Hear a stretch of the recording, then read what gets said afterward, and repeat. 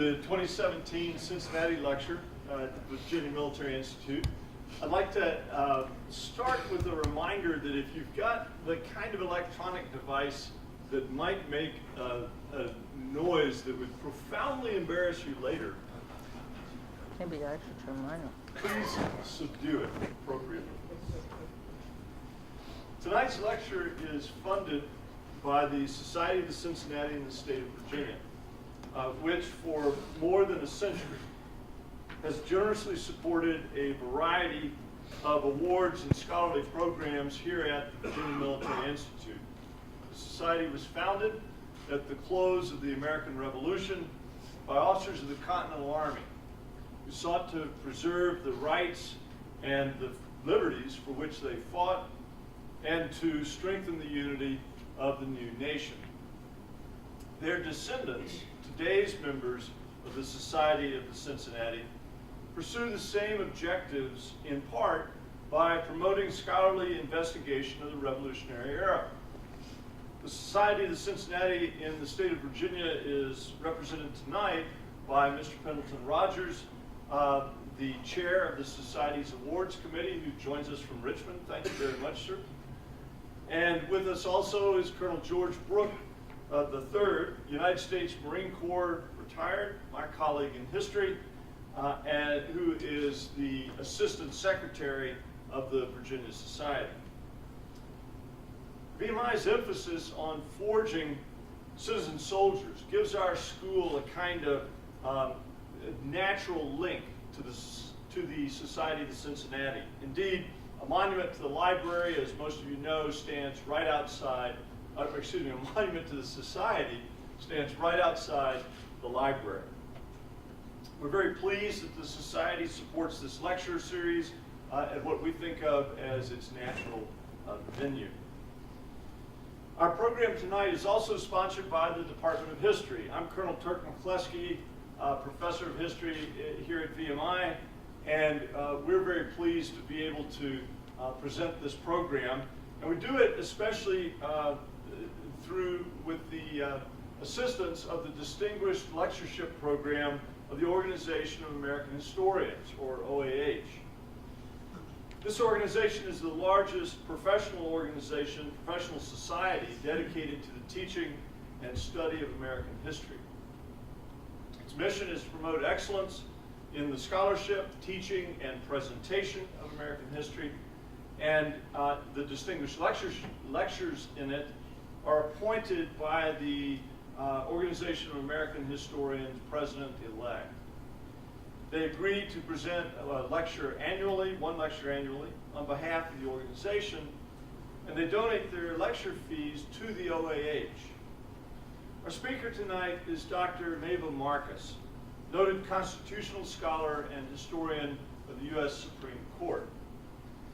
Dr. Marcus is the director of the Institute for Constitutional History, the nation's premier institute dedicated to ensuring that future generations of Americans understand the substance and historical development of the U.S. Constitution. The Institute has offices both in New York at the New York Historical Society and also in Washington, D.C. at the George Washington University Law School. The Institute is sponsored by one of tonight's sponsors, the Organization of American Historians, as well as the American Historical Association, another flagship organization for us, and the American Political Science Association. Cadets contemplating graduate school should take note about this because, among other programs, the Institute for Constitutional History coordinates a doctoral concentration in constitutional studies that's offered by 7 PhD granting institutions in the Washington, D.C. area. Dr. Marcus is the editor of the monumental 8-volume documentary history of the Supreme Court of the United States, 1789 to 1800, which is an essential resource for the study of the origins of the federal judicial system. This series includes Supreme Court cases, but it's much more. It also contains related correspondence, the notes of justices and lawyers, and published contemporary comments as well. Beyond the formidable task of finding and selecting and organizing and annotating those primary sources, Dr. Marcus somehow also has found time to publish numerous essays in journals and in edited collections, and has an extraordinary record of service in professional organizations, to include the presidency of the American Society for Legal History. She is, in short, a role model for all scholars of constitutional history. Dr. Marcus's presentation tonight is entitled George Washington's Nominations to the Supreme Court. Ladies and gentlemen, Dr. Maeva Marcus. Thank you.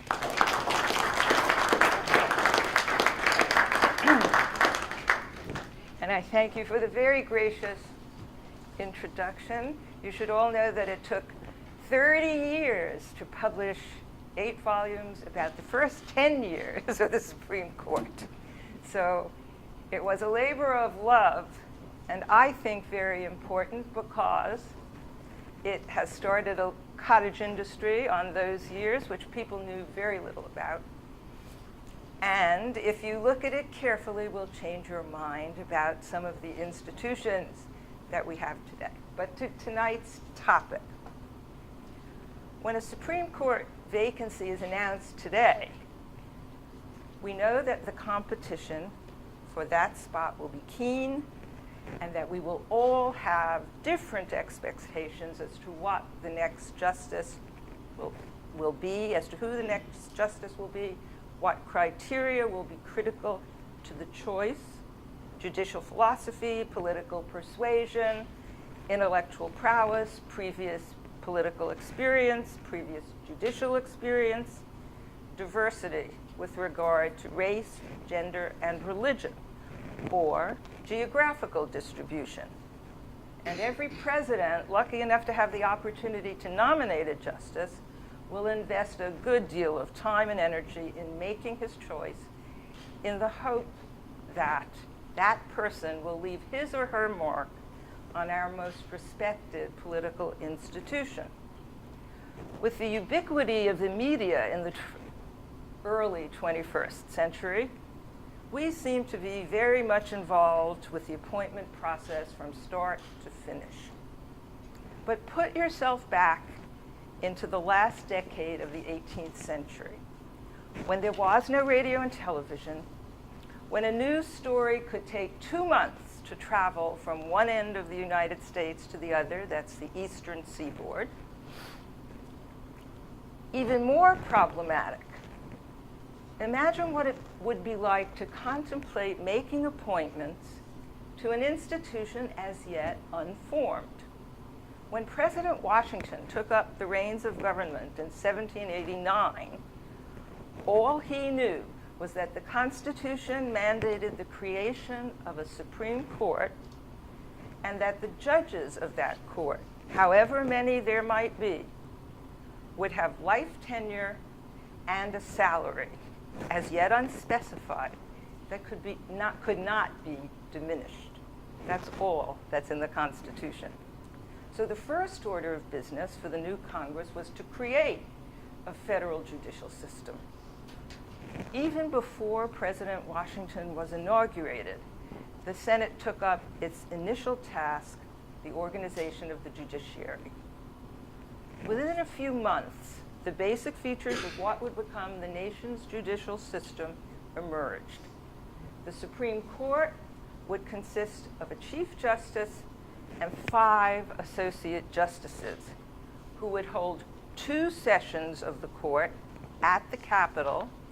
And lest you forget, the capital was New York, and it was changed later that year to Philadelphia, and then moved to Washington, D.C.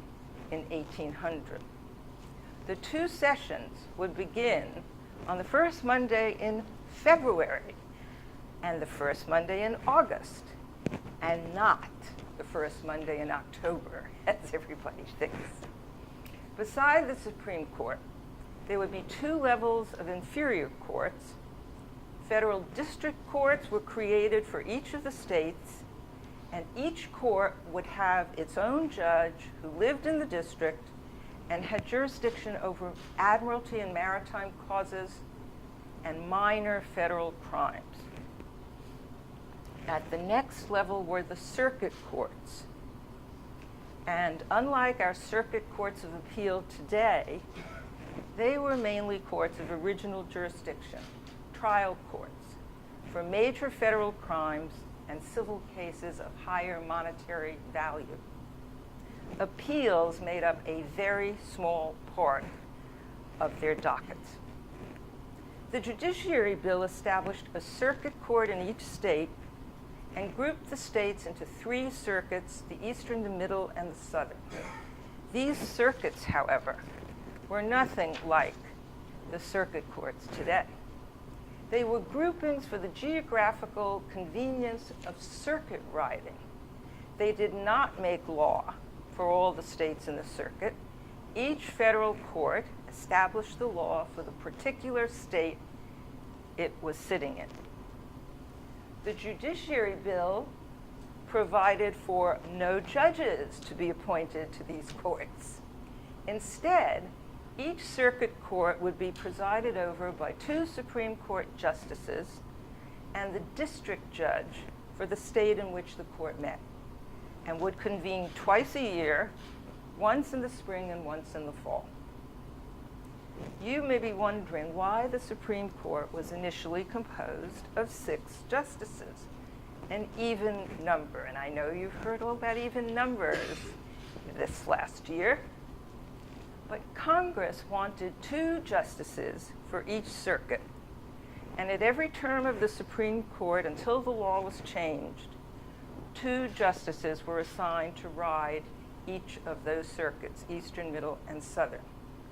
The decision to have no exclusive circuit court judges flowed from Congress's desire to limit the expense of a judiciary, but they also had claimed to have positive reasons as well. Sending Supreme Court justices throughout the nation would be good for the new government and good for all citizens. According to Senator William Paterson, circuit courts would benefit the populace by carrying law to their homes, courts to their doors. But the justices detested circuit riding. And they spent much of their time lobbying Congress to change the system. Attending circuit courts twice a year in several states, in addition to 2 sessions of the Supreme Court at the seat of government, kept the justices away from home for the better part of a year.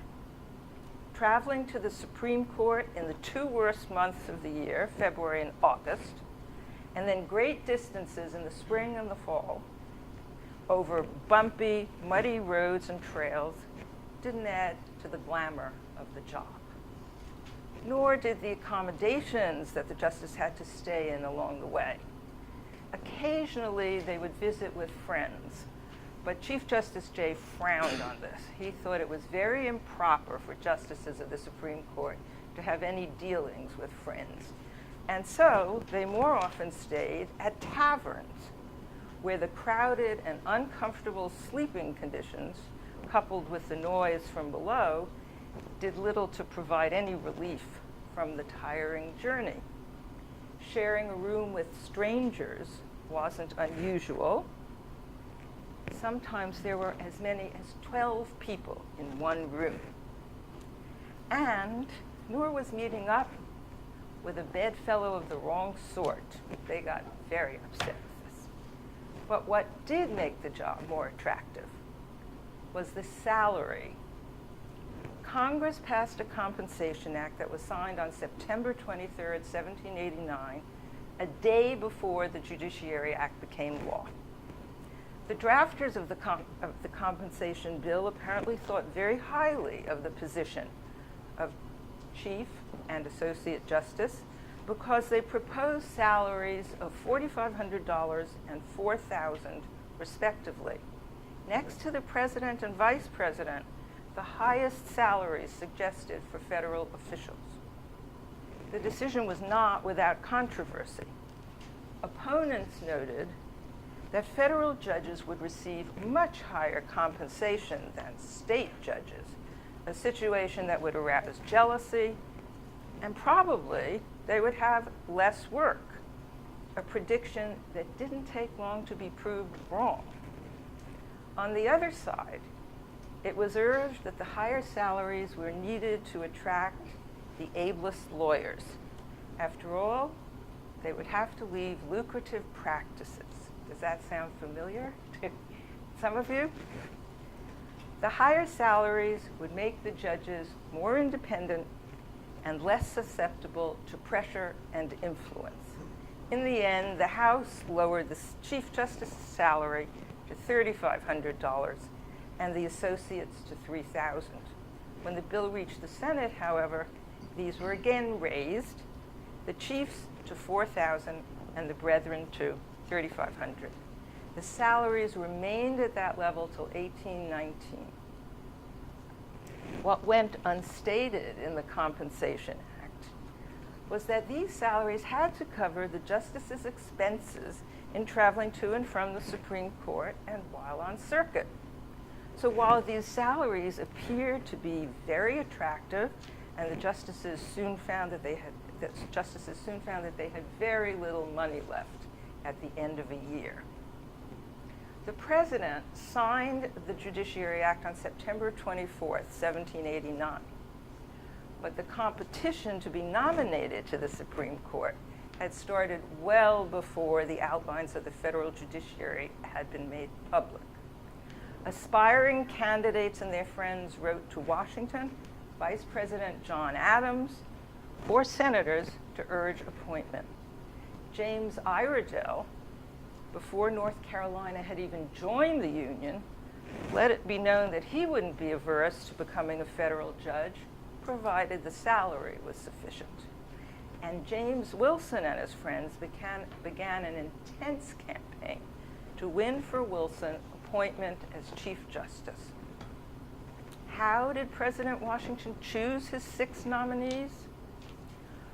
With almost 6 months to think about possible candidates and to be subjected to political pressure, Washington perfected a way to deal with appointments. First, he decided on the qualities he wanted. For Supreme Court justices, he took into account character, training, experience, health, and public renown. Second, he concluded that geographical distribution was of the utmost importance, not only because of the necessity of circuit riding, but also because he wished to avoid arousing jealousy among the states. Third, Washington believed a candidate's activities during the War for Independence should be weighed. The greater the sacrifice, the better the chance to obtain federal office. Last, he chose only those men who had supported the Constitution. Granted, more than 6 men in the new nation fulfilled these qualifications. How did Washington hit upon these individuals? By encouraging those interested in appointment to write to him, though his answers were always non-committal, and by consulting with senators and congressmen about qualified candidates in their states, Washington determined the pool from which he would choose. One thing he wanted to know was whether a possible nominee would accept the appointment. In Washington's view, it harmed the perception of the country if too many people refused the federal jobs tendered to them. The president then discussed specific individuals with his closest friends and advisors, but the final decision was his and his alone. The criterion that apparently winnowed down the field, however, is one that I haven't mentioned yet: service on a state judiciary. Vice President Adams stressed the desirability of such experience. It would have a happy effect, he stated, if all the judges of the National Supreme Court could be taken from the chief justices of the several states. The superiority of the national government would in this way be decidedly acknowledged. All the judges of the states would look up to the national bench as their ultimate object, as there is great danger of collisions between the national and state judiciaries if the state judges are men possessed of larger portions of the people's confidence than the national judges. The latter will become unpopular. Adams indicated that he had communicated his views to the president. That Washington valued Adams' advice is obvious. 5 of his 6 nominees to the court had held high judicial positions in their states. On the very day he signed the Judiciary Act, the president sent his Supreme Court nominations to the Senate. And 2 days later, the Senate confirmed all of them. No questions asked. This should come as no surprise, because Washington had taken great care in choosing his justices. As he wrote to one of them, regarding the due administration of justice as the strongest cement of good government, I have considered the organization of the judicial department as essential to the happiness of our citizens and to the stability of our political system. Under this impression, it has been an invariable object of anxious solicitude with me to select the fittest characters to expound the laws and dispense justice. Who were the 6 highly respected nominees? First and foremost was John Jay, Washington's choice for Chief Justice. Only 43 years old when he was appointed, Jay, a native New Yorker, had had an amazingly full life. A graduate of King's College, later Columbia, in 1764, he elected to study law. Jay became one of the most successful attorneys in the province, but events soon propelled him in a very different direction. By the end of 1774, Jay found himself deeply involved in the political efforts meant to resolve the colony's dispute with Great Britain. Elected to the First and Second Continental Congresses, Jay supported moderate measures intended to conciliate England until it became obvious that these would have no effect. He then turned to more radical means and helped draft New York's resolution of support for the Declaration of Independence. A participant in the writing of the Constitution for New York State, Jay was elected the first Chief Justice of the newly formed State Supreme Court of Judicature, which, to prevent the disruption of civil authority in the battleground that the state had become, meted out stiff sentences to criminal offenders brought before it, a task not to Jay's liking. Jay soon escaped from this onerous duty by being called to assist the Continental Congress in mediating a land dispute between Vermont and New York. Upon his arrival in Philadelphia, however, he was unexpectedly elected President of Congress, and from that point on, Jay's talents were used in positions of national scope and importance. Congress appointed him Minister Plenipotentiary to Spain, where he labored for more than 2 years to forge a Spanish-American alliance. While Jay was in Spain, Congress elected him to be one of the commissioners to negotiate a peace with Great Britain. So in 1782, he made his way to Paris.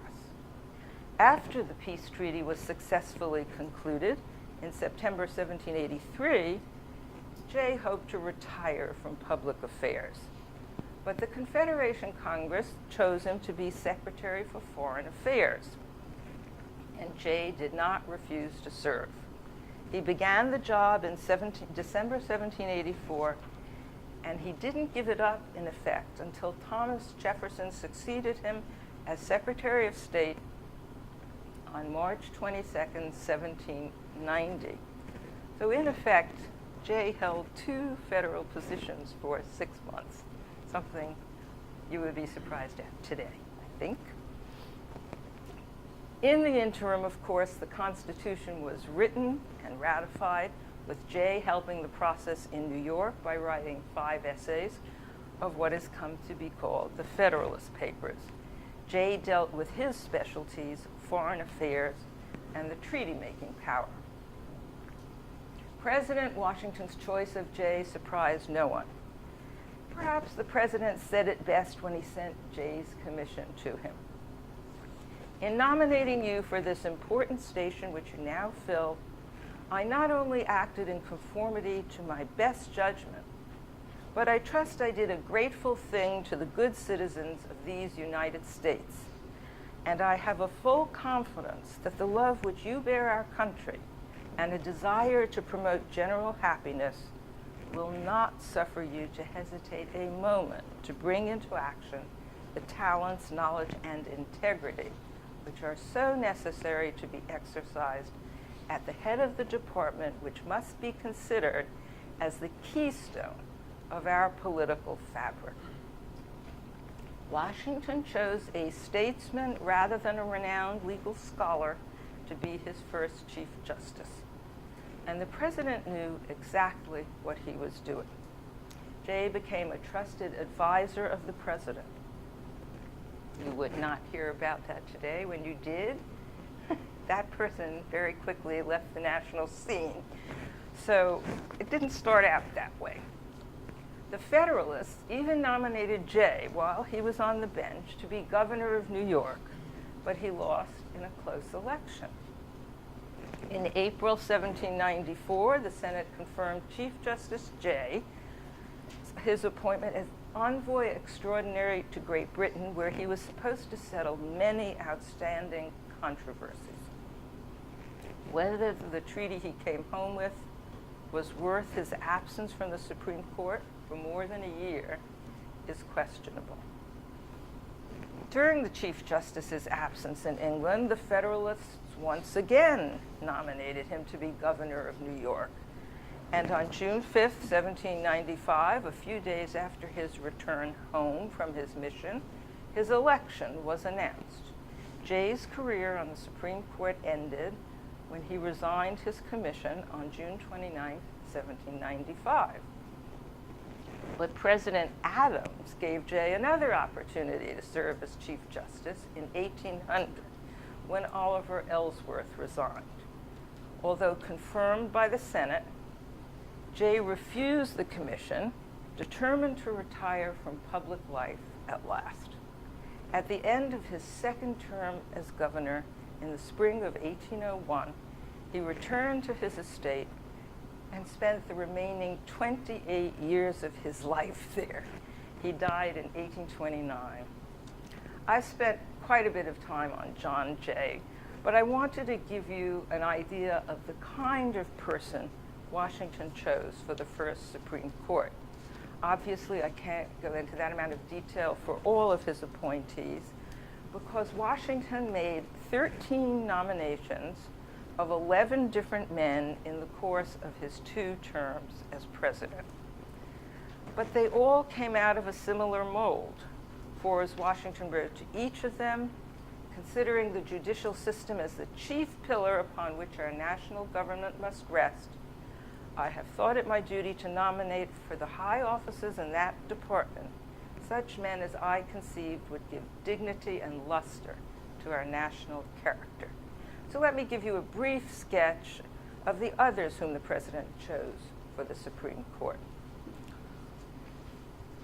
For his nominations, Washington sent the Senate 6 names at once. In order to establish seniority after Senate confirmation, which also happened in one day, Washington dated each commission one day later. First in seniority, John Rutledge of South Carolina had had an illustrious career before being asked to serve on the Supreme Court. Rutledge, a lawyer trained in the Middle Temple in London, participated actively in the First and Second Continental Congresses, was a delegate to the convention that wrote the Constitution for the Republic of South Carolina, and was elected first president of that republic. When South Carolina became a state, and shortly thereafter was invaded by the British, Rutledge became governor and stayed in that position until the end of the war. Unable to succeed himself, he was elected as a representative to the Confederation Congress, but after 2 years, he was called back home to be chief judge of the South Carolina Court of Chancery. Rutledge attended the Constitutional Convention, where he served on the committee that wrote the first draft, and then helped to secure ratification in South Carolina. Washington turned to Rutledge as a representative of the South, but he didn't remain long on the court. A combination of ill health and the long distances he had to travel made him eager to accept the position offered him as Chief Judge of the South Carolina Court of Chancery, Court of Common Pleas. He resigned from the Supreme Court in March 1791, 1 year later. William Cushing, second in seniority, came from an illustrious Massachusetts family, and unlike Washington's other nominees, had no experience on the national stage before coming to the Supreme Court. A lawyer who practiced mainly in the province of Maine, which was a part of Massachusetts at that time, Cushing returned to Boston to succeed his father on the bench of the Massachusetts Superior Court of Judicature in 1771. When the courts were reorganized after the Revolution began, Cushing stayed on the bench of the new Superior Court of Judicature and later became its Chief Justice. After Massachusetts adopted a new state constitution in 1780, the court's name was changed to the Supreme Judicial Court, but Cushing remained its Chief Justice. His greatest claim to fame came in the Quock-Walker case in 1783, when he instructed the jury that slavery was not consistent with the Constitution of the state of Massachusetts. The Constitution declared that all men were created free and equal, and that statement was incompatible with being born a slave. His 12-year tenure on Massachusetts' highest court was supplemented with service in the state's Constitutional Convention and in the ratifying convention for the federal Constitution. Not at all flamboyant, Cushing provided steady service on the Supreme Court of the United States, staying longer than any other Washington appointee. Maybe the fact that his wife accompanied him on all his travels helped him. But he was there till 1810. He died on the bench. Next in seniority came Robert H. Harrison, a man who never actually served on the Supreme Court. A native of Maryland and an enthusiastic patriot, Harrison participated with George Washington in the activities that led to the break with England and became a trusted advisor to Washington during the Revolutionary War. After the war, Harrison returned to Maryland to accept appointment as Chief Judge of the General Court, in which position his reputation grew. Washington was very eager to have Harrison serve on the United States Supreme Court, but Harrison declined to accept the commission. Washington got some of Harrison's other wartime friends, like Alexander Hamilton, to urge Harrison to reconsider, and apparently he did, for he set out for New York on January 14, 1790, to attend the first session of the court in February. He never reached his destination, however.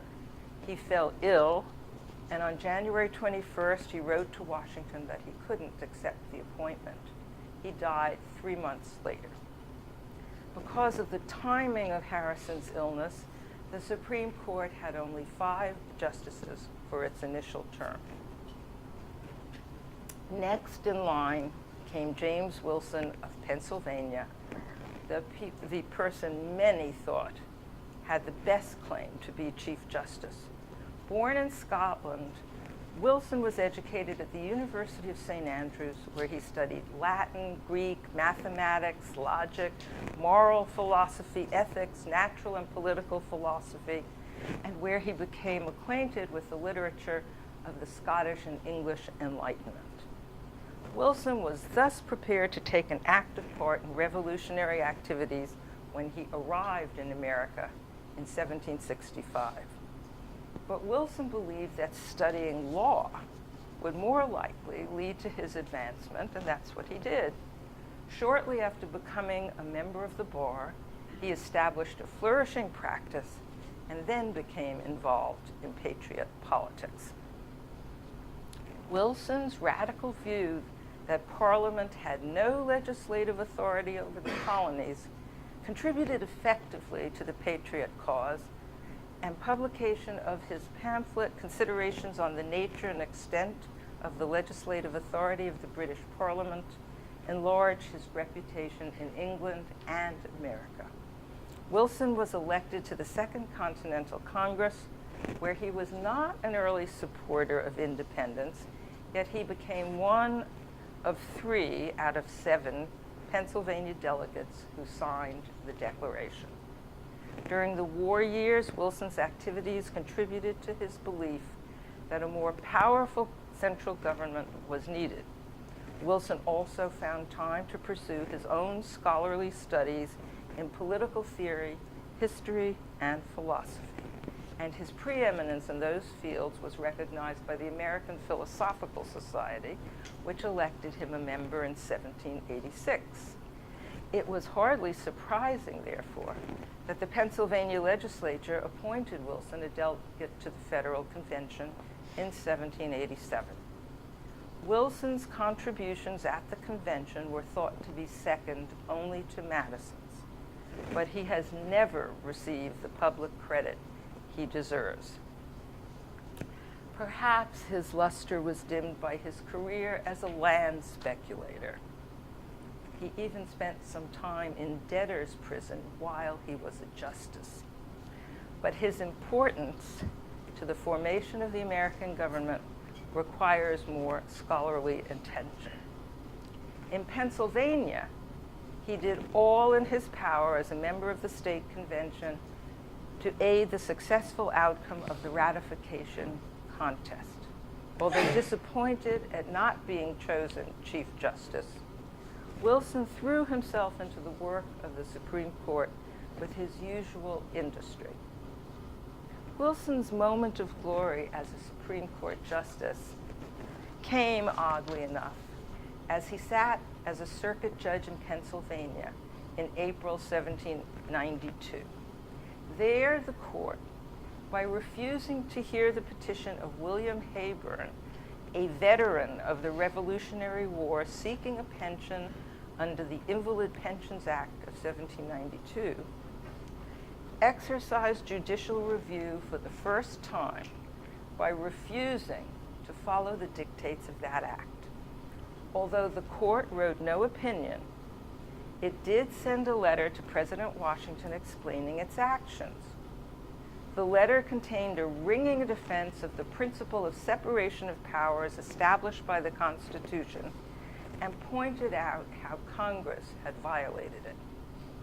Justices at other circuit courts had similar views, and Congress changed the act to comply with them.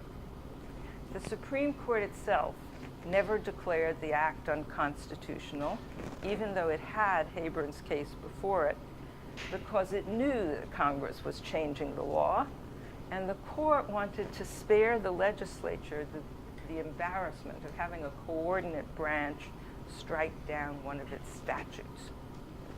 Law professors have made Marbury v. Madison the first case of judicial review, but it wasn't.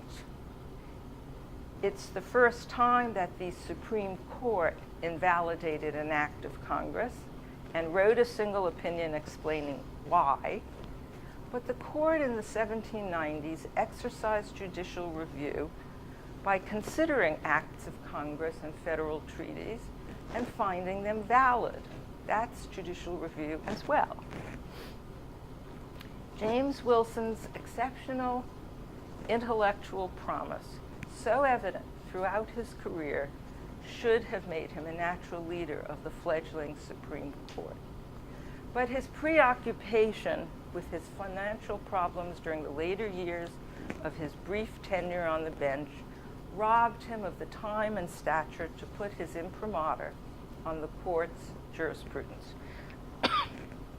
Wilson's constant worry about money seriously affected his health, forced him to neglect his Supreme Court duties. He didn't appear on the bench for several sessions. And finally, on August 21st, 1798, led to his death. As the last of his 6 nominees, Washington chose John Blair of Virginia.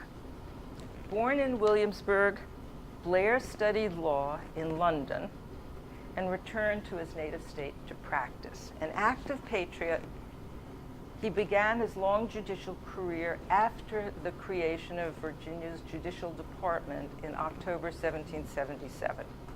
Elected one of the 5 judges of the newly organized General Court, Blair, by 1779, had become Chief Justice of that court, and in November 1780, he became Chancellor of the 3-member High Court of Chancery. Elected a delegate to the Constitutional Convention along with George Washington and James Madison, Blair voted for the adoption of the Constitution there and in the state ratifying convention. When Virginia's judiciary was reorganized, the legislature chose Blair as one of the 5 judges of the new Virginia Supreme Court of Appeals.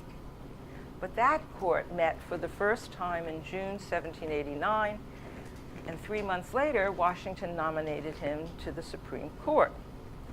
Blair served until October 1795, when he resigned because of health problems.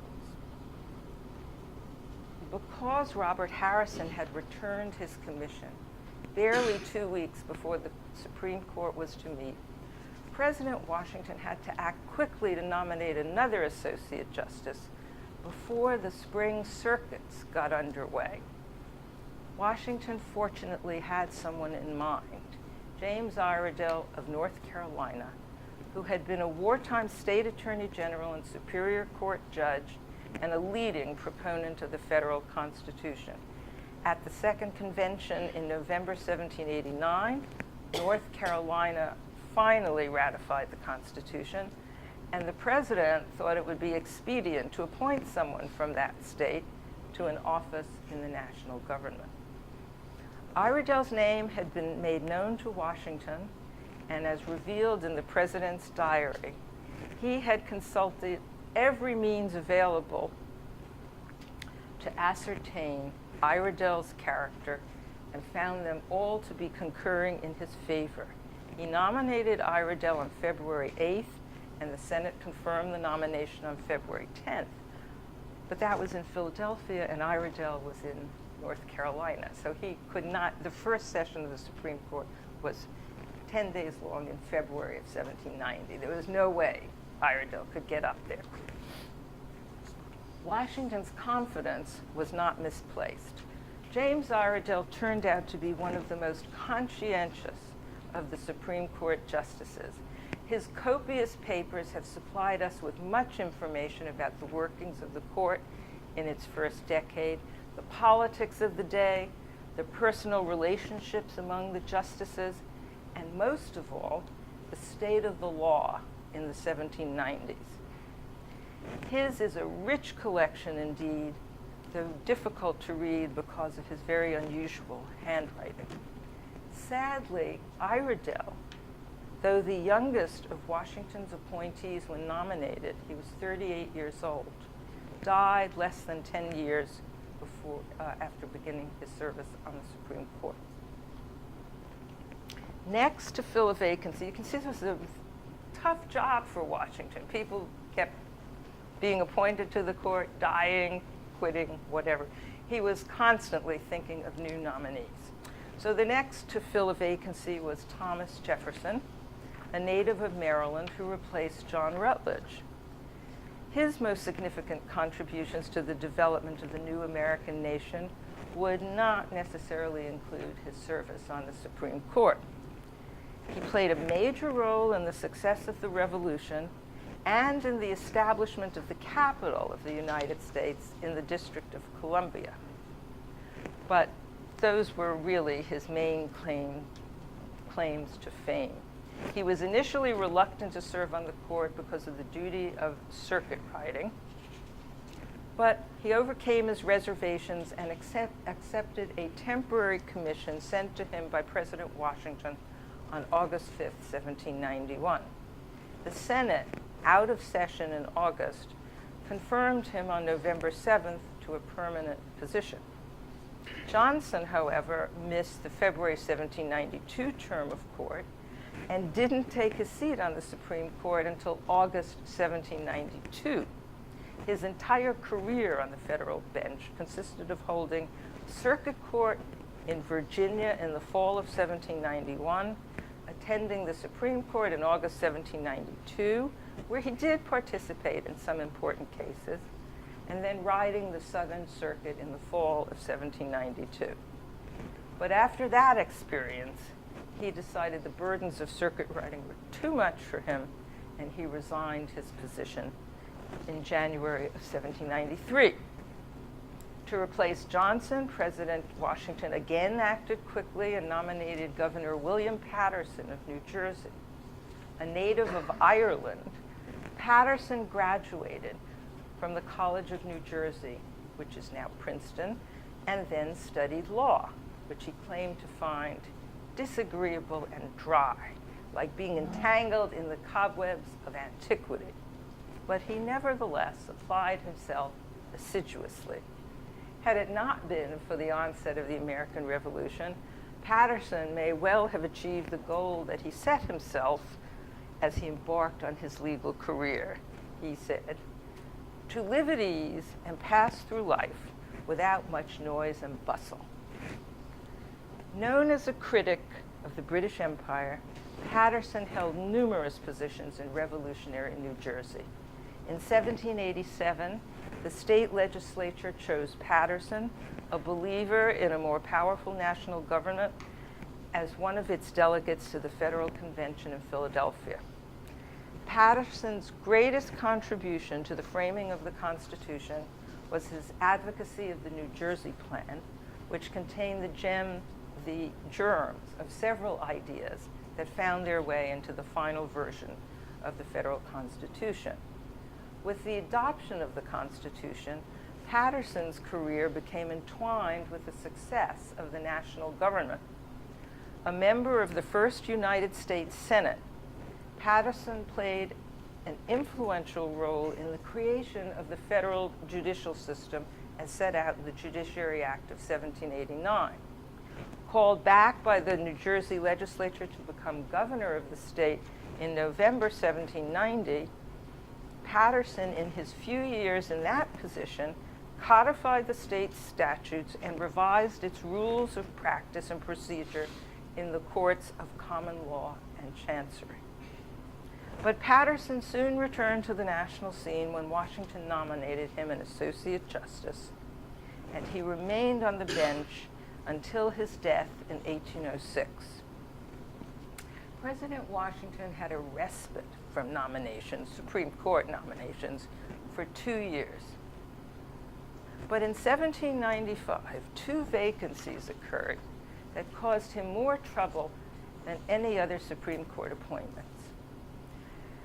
After news of Jay's election as governor became public, John Rutledge wasted no time writing to Washington that he, John Rutledge, would be happy to serve in that office.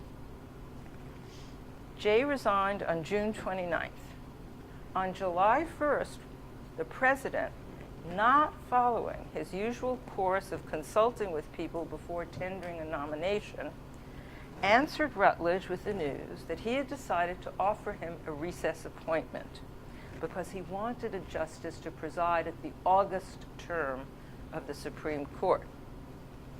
But on July 16th, Rutledge in Charleston gave a very intemperate speech about the treaty negotiated by Jay. Whether Rutledge had already received the letter from the president is not known for a certainty, but it's possible that he had. Meanwhile, before word of Rutledge's speech had even reached Philadelphia, Washington had been told that there were rumors around that Rutledge was mentally unstable and in some financial difficulty. We'll never know for sure why Washington nominated Rutledge for a permanent appointment as Chief Justice, or why the Senate subsequently rejected him. Certainly, a good many senators were appalled at Rutledge's speech and concerned about the imputation of mental instability. Now, this was taking place in December. Rutledge had already come to Philadelphia and presided at the Supreme Court in the summer for the August term, and he actually wrote a very good opinion as Chief Justice. But the permanent appointment nomination came in November, and in December, the vote came. Washington didn't have to nominate him, but he did. And I personally think that he really didn't want Rutledge and made no effort to change any senator's mind in terms of the vote.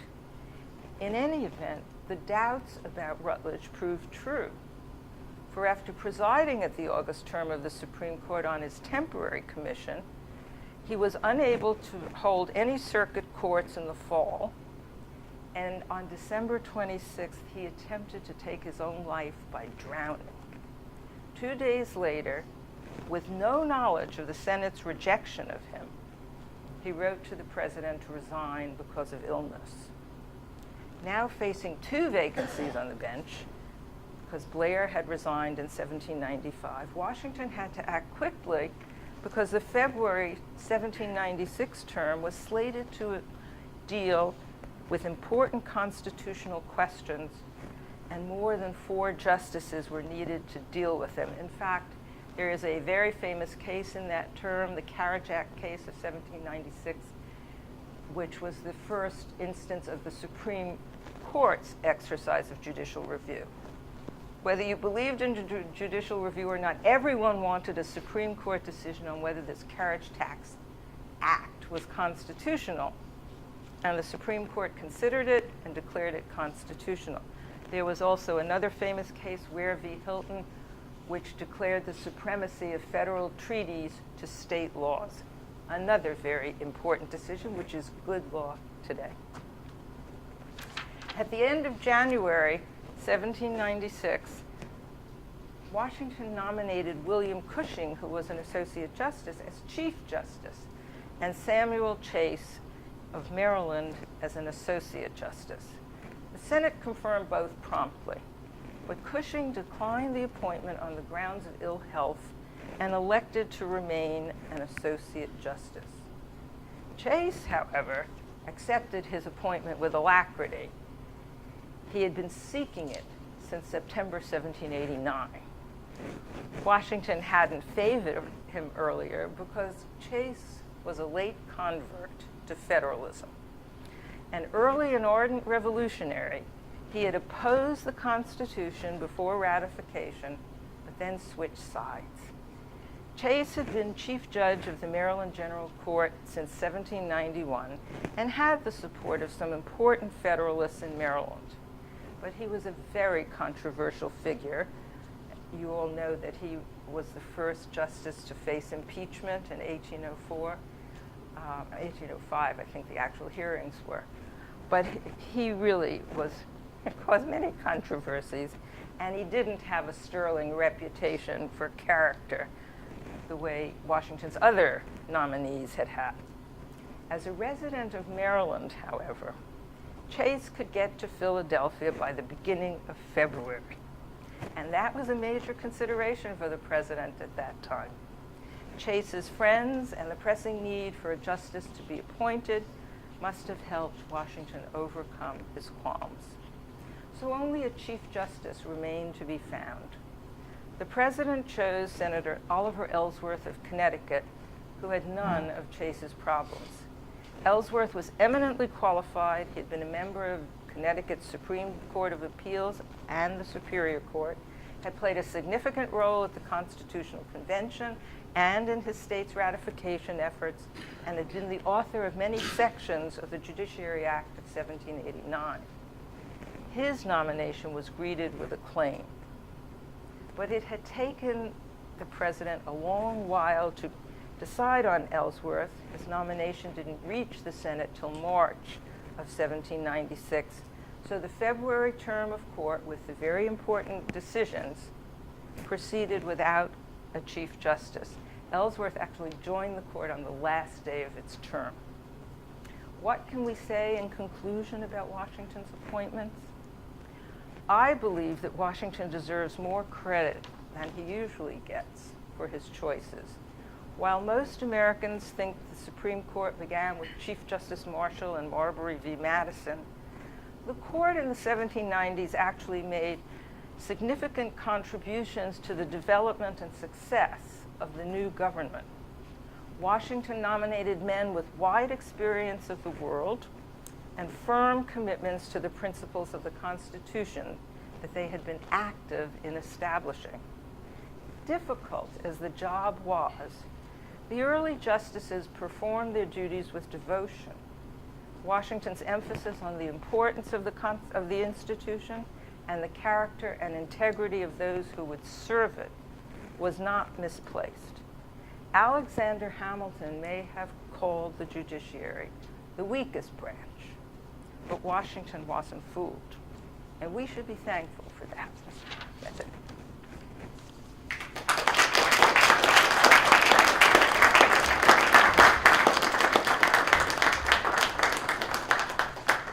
We have a little time for questions. If you feel provoked by Dr. Marcus's presentation, please speak up.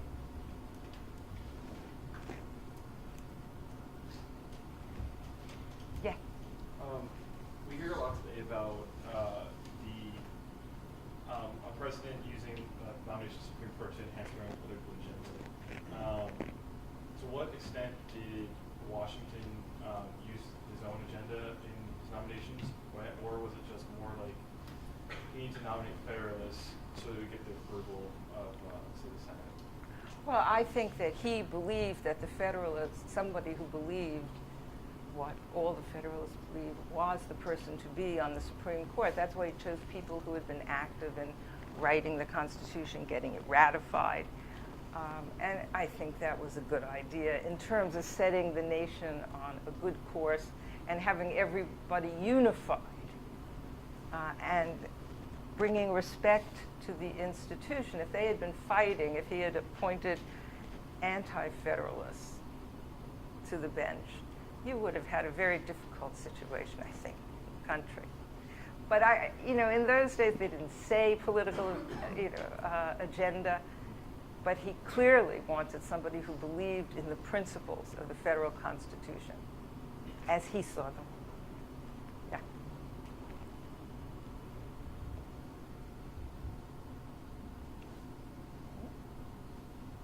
You're probably marveling at the coincidence of this, right? That we should have this these hearings right now, like today and yesterday, for Supreme Court nominee. What do you see as kind of fundamental differences in the way that Washington was dealing with it and the way that the environment now? Well, I mean, first of all, you didn't have hearings, right? These people were nominated, confirmed instantly. The list was sent to the Senate. They looked at it, they voted. That was the end of it. It didn't have I'm trying to remember, the first person to have a hearing was somebody, I think it was Harlan Fiske Stone, though I'm not positive, in the 1920s. So really, it is a 20th century phenomenon, the beginning of hearings. And even if any of you know about Justice Louis Brandeis, who had really contentious, the committees debated his nomination, but he never personally had to appear before the committee. I think with the Bork nomination, that's what really changed everything. I marveled at the Bork nomination hearings. You guys probably weren't born then, right? I think. Do you know who Bork was? Robert Bork was a judge on the D.C. Circuit Court of Appeals who held very particular views of the Constitution, and the hearings elicited those views from him, and the country was glued to their TV sets for the whole time the hearings went on. He was a very brilliant man and a very nice man. I knew him, my husband knew him, had him as a professor. In Washington's time, he would have been confirmed instantly because he had the intellectual qualities and everything to be on the Supreme Court. But this was made into a political question for them to consider, and that's what changed everything. The country learned something about the Constitution in those days. It learned the differences of interpretation that people had when they dealt with the Constitution. But it really did ruin the nomination process. I mean, it's truly horrible now. Yes? So, in your talk, you described how, excuse me, there was a overwhelming support from like, the majority of congressmen and senators and whatnot for Washington's picks. To what extent was there a lack of support from the federal side? Obviously, there had to have been some sort of action on that. You know, not really. You didn't read much like, today the papers are full of things. You didn't have people debating the qualities of nominees to the Supreme Court. The Supreme Court was busy. It dealt with important things, but the court wasn't on everyone's radar, and it wasn't a very important question from most people. Even the Rutledge nomination, which is kind of shocking, this was the first day Washington was kind of a god, and the Senate voted against his nomination. And that's why I feel he basically told them, go ahead, do this. I'm not going to be embarrassed by your saying no to my choice, because I don't think he wanted it by that time. But I don't think it created all that much of a stir in the country. We can go follow. Would you say that's attributed to just the country's overwhelming support and confidence in Washington's leadership? No, because by that time you had the French Revolution, the war in Europe. There were all sorts of political divisions. Newspapers were full of them. But remember, it took a very long time for news to travel in the 18th century, so you didn't have the opportunity, for people to join together on one particular person or issue or whatever. So you just didn't have that kind of controversy over the Supreme Court. You did have some of it in the newspapers over other issues.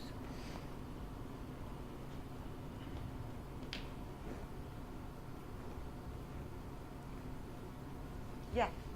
You said that the process is truly horrible now and ruined the process. But do you think in this day and age, and just the way the government politics are set up, that you could pretty much give so much power to the president or one person and trust them to make decisions to elect such qualified justices as Washington? Well, it's interesting. From the very beginning, and I can't find the quote. I was looking for it, actually. John Adams, at the time that the Constitutional Convention decided to split the appointment between the president and the advice and consent of the Senate, John Adams said, this is going to become politics. He foresaw, I'm sure he didn't foresee what's happening today, but he knew that the president and the Senate would not always be on the same page. And, it was the force of Washington's personality that helped him through these early years. And Then when you had other presidents, it was different. Yes? And you talked about earlier about John Jay, Uh-huh. him being a statesman rather than a scholar. You also talked about how he was Washington's closest advisor. In that day and age, you know, comparing to nowadays, we have these Supreme Court justices not interfering with the president, and they're not advisors to the president Right. at all today. How come you know, John Jay was so linked with Washington? How come, you know, we think about it today, you know, the Supreme Court and the president, you know, that shouldn't be. Right, today, but Jay was held in such esteem by everyone throughout the government. Everything was different. The justices would go to Congress and tell them how they should write a particular law about the judiciary, because this is the justices knew best and this is what they want. You couldn't do that today, right? I mean, it was just you had very few people who were actually qualified. And so Washington relied on John Jay's advice, and sometimes the Supreme Court worked with the other branches of government. For example, the one I told you where they wouldn't embarrass the Congress by saying, oh, this law is terrible, did you read the Constitution? Which is what they sort of said to the president in letters, but they didn't want Congress to be upset. But there were other cases where, I don't know how much you know, where Jefferson, when he was Secretary of State, asked the Supreme Court justices for advice. Do you remember the questions he sent them about the Neutrality Act? He sent them 29 questions to answer. And there's a famous letter, which everybody will read, which says, we can't answer these questions because of separation of powers. We're the Supreme Court, this could come before us, you know, we have to be independent. Except that the justices had met with Jefferson and the president a month earlier and said to him, we have a couple of cases coming up in August in which we will be able to answer these questions, but as an institution, you know, we're not telling you what we're going to do, but we'll give you the right answer in August. And that's what they did. You know, it's very different. Yeah, go ahead. I just like to follow up to his question. You said like back then with George Washington, with John Jay, the president and the Supreme Court were more on the same page, kind of. Do you think it was just after John Jay, or was there a turning point, a certain case that pushed these two branches of government more apart? No, again, you guys are too young to remember anything or to read about this thing. A very famous book, I don't even remember when it came out, maybe you do, about Brandeis and Frankfurter being advisors to the president. Brandeis spoke to Wilson all the time. Frankfurter spoke to Roosevelt all the time. It was going on till quite late, and the person that I was thinking of was Abe Fortas and President Johnson. That's, I guess, the one that really... Chief Justice Vinson played poker with President Truman and told President Truman that he could go ahead and seize the steel mills because the court would find it constitutional just fine. And of course, the court did not find it constitutional and just fine. I mean, so people did give advice. It wasn't always good advice. But it's really a very recent phenomenon that a justice won't speak to the president. Yeah. Ma'am, you mentioned earlier in your talk the different attributes that Washington used when he was trying to decide who he wanted to nominate for Supreme Court. Do you believe that many or any of those attributes survive today in the president's decision to nomination to the Supreme Court, and why or why not do you believe that? Well, you can tell that that they don't. Well, first of all, that he doesn't have to consider health. These people don't have to do what those justices did. I mean, they really wrecked themselves having to ride circuit. Now you should see how justices are treated. It's the last bastion of royalty in America. But up till very recently, I think geographical distribution was important. I think you had many more people with varied careers on the Supreme Court. It's a fairly recent, phenomenon. We have so many justices from Harvard. We have so many justices from New York. We have now all Catholic and Jewish, no Protestants. This is, within the last 30 years or so. I think presidents did consider all of those attributes that I mentioned not help, but all the other ones were considered because you want the Supreme Court to have the entire country's confidence, and it's good to have representatives of different parts of the country, of different religions, different races, whatever. But it's everybody's has been a federal judge, everyone, So it is changing. Maybe it'll change back. We'll see. We'll see. Well, we're about out of time. I think but, so. But thank you so much. You're very